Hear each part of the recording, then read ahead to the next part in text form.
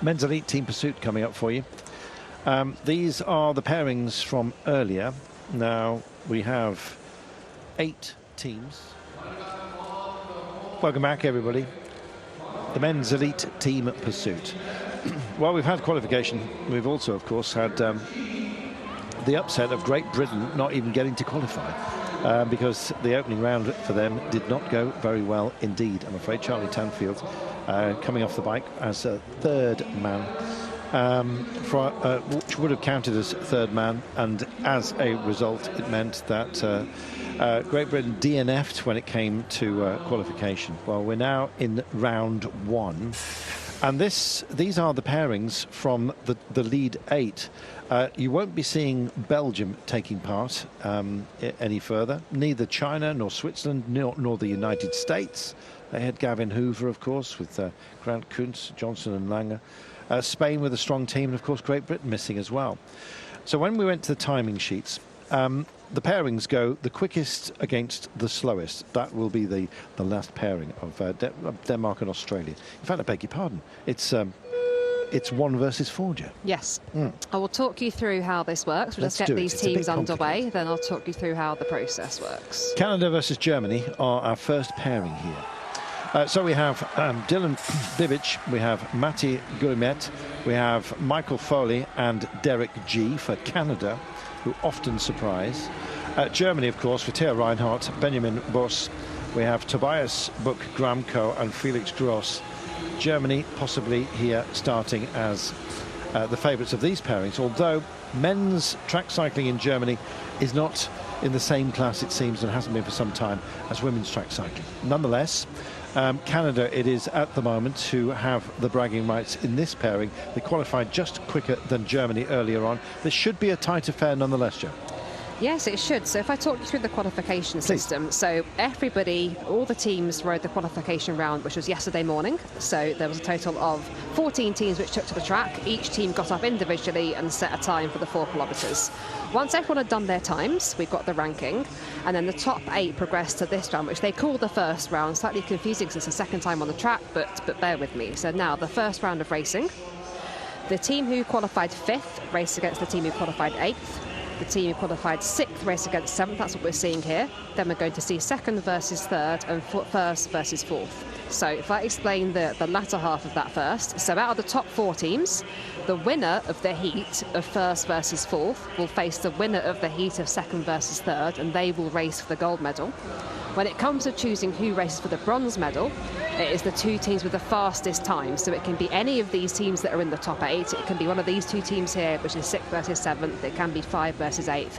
Anybody that sets the fast enough times to race for that bronze medal. Slightly confusing. The sort of thing that we could do with a graphic to explain, if I'm being honest, but we're managing our way through just about. It would probably look a bit like Scribble if there was a graphic, to be honest, but anyway. I'll have another version of that explanation for you in a moment. Essentially, for this ride here, you need to go as fast as you can. Just keep it simple. Go as fast as you can. Try and beat the other team and also set the fastest possible time. So not too much to ask there. Yes. The crucial element of this, as the times go on and the gap between Canada and Germany extends, is that the winners of heats 3 and 4, who are amongst the fastest in the first round, they will be ride for the final for gold and the silver medals. And everyone else, it goes on time. Got it? Was that in a nutshell? It was, Carsen. Thank you. Thank you. We got there. So, due to the times that they've already set, the winners in this of heats 3 and 4, so that's the winners between Denmark and Australia, New Zealand and Italy, the winners of those crucial heats, because they were quickest earlier in qualifying, will ride for gold and silver. Everyone else will be gunning for bronze, dependent upon their times, including the losers of those 2 heats. Right, we're going to stop trying to explain it to you now. Just enjoy. When we get to medals, it'll be obvious. Canada versus Germany. And at the moment, Canada, well, quite frankly, they often ride extremely strongly, but Germany, I feel that the men's track cycling team of Germany is starting to be spurred on by the success that has been so long at hand for women's track cycling in Germany, who've dominated the world. They certainly have. So the Olympic champions and world record holders are the German women's team pursuit squad. So their men's squad here getting beaten by Canada currently. The key thing for Canada is going to be the time here. So they are going to beat the German squad. We need to look at the time over the line now.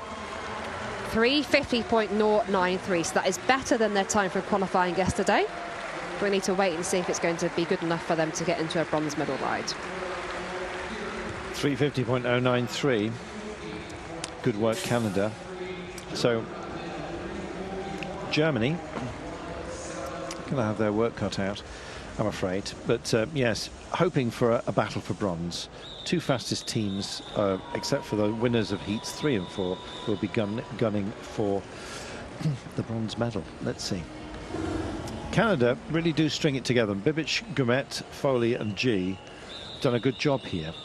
And they often warm up in the World Championships as well, Canada, and occasionally spring surprises that should no longer be surprises because they're a quality track cycling nation. They are a quality track cycling nation. It was Dylan Bibic that sprung a surprise at last year's Worlds by winning the Scratch Race World title. But it was the turn of Will Tidball yesterday that won that title. So very exciting race that delivered a dramatic result. Next up, it's France against Japan. Now, they'll be moderately disappointed to have only qualified 5th quickest, which means that they can't run for gold, Joe. No, so just to run you through. France qualified 5th with a time of 3:50.9. Japan qualified 8th with a time of 3:53. So on paper, we're expecting France to beat Japan. That's all very well and good, but for France, if they want to contest a medal, they can't race for gold.